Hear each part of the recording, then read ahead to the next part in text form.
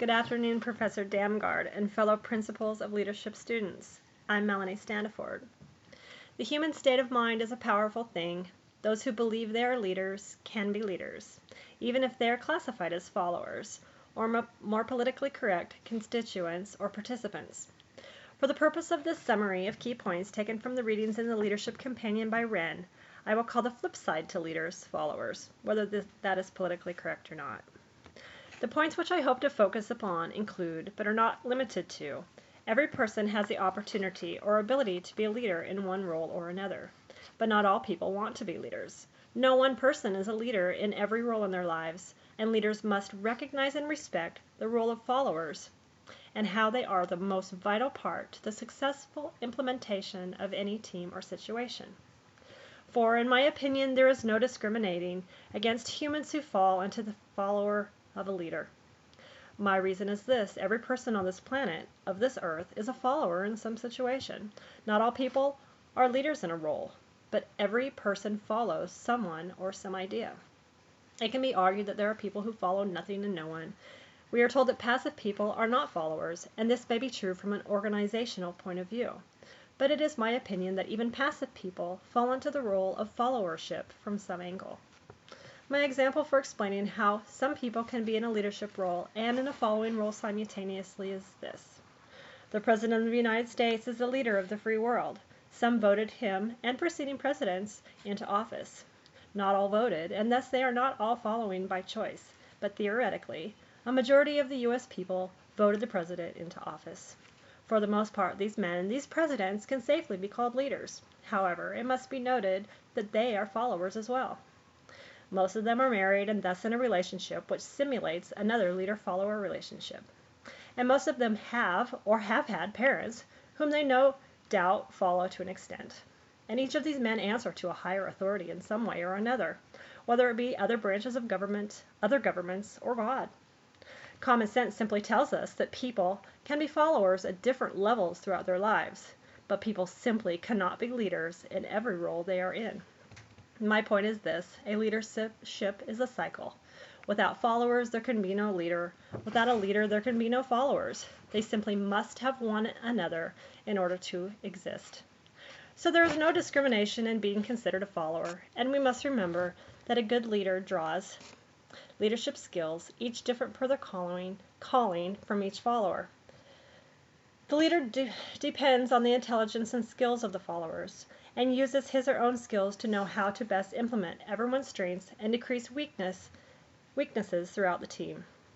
Followers must be able to believe in the validity of their leaders, and leaders must be able to discern and accept the limitations, know when to push and when to assist, and know that the followers are, in fact, willing to follow in the ways in which they are able.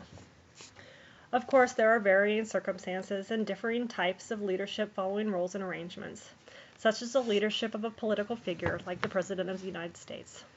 Followers choose to follow someone who they have chosen, but in business situations, followers generally do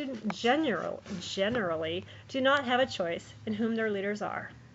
Political leaders want to impress their followers and bend to their wishes so as to keep their positions, but business leaders should remember that their followers do not have a choice in these situations. They may forget to lead, thus allowing their team to suffer. For in this situation, a leader can be given subordinates, but this does not automatically imply a following. As the text indicated, a following must be earned. For a relationship to be made, which is the core element to a successful team, leaders and followers must understand and appreciate the accompanying roles. We must remember that we each have strengths and weaknesses. There are simply some situations where we will be leaders and some where we will be followers. There should be no feelings of regret or negativity in being a follower. In all walks of life, we see different circumstances which prove that there will always be leaders and there will always be followers. This can run the gamut from a forced leadership follower role, such as the caste system in India, where for the near entirety of a nation's history, due to the warping of a government and religion, people are followers or leaders for a lifetime, simply due to the station in which they were born. In the biblical-centered marriage, wives accept the command to submit to their husbands, and husbands accept the command to love their wives. And this is a leader-follower situation, which when properly implemented works. Each knows his and her role, and the two complement one another and thrive. In the United States of America, even in an age of feminism, I accept in my church there will never be a pastor or the president of our congregation because I am a woman. But I am able to be a follower and use the gifts I have in order to be active and successful in certain roles. Conversely, as the eldest daughter in my family, I am a leader with wisdom and advice to my other family members. This state of mind allows each of us to recognize and accept when we are leaders and when we are followers. Regardless, it's important to remember that the two can and should work together. While followers can range from very active to not so active, our text tells us that these roles can quickly shift, even within one relationship. Leadership can transfer back and forth.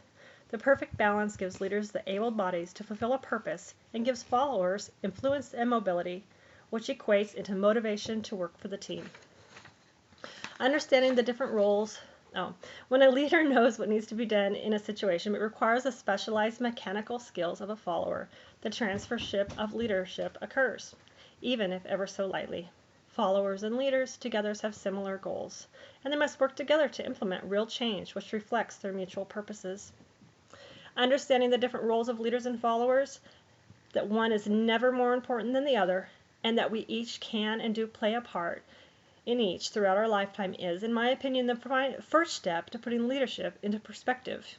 Mutual respect for others and kindness and tolerance for the strengths and weaknesses of others is essential.